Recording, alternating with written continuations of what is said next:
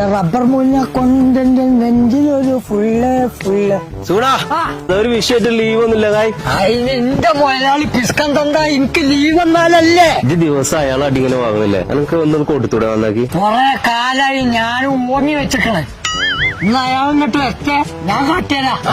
അതന്നെ ഞാനും പറഞ്ഞേ. പോയേക്കാ. എവിടക്കത്? ഞാനേ ആ സൂണൊക്കെ ഉണ്ട് ആ റബ്ബർ കാട്ടില്, അവിടെ നിന്ന് പോയോക്കെ. എന്നാലേ സുഗുണ നിങ്ങളെ തല്ലാൻ വേണ്ടി ഇറക്കാണ്. ആരെന്നോട് പറഞ്ഞു? ഓൻ പറഞ്ഞു ഓരോ കൊല്ലി ഞാൻ എടുക്കുന്നു.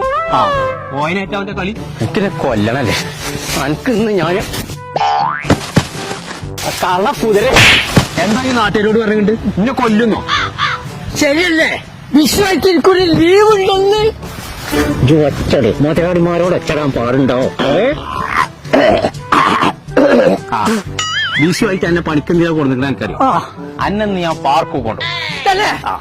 500 MC വാങ്ങിയാൽ മതി. പാർക്കല്ല, പാർക്ക്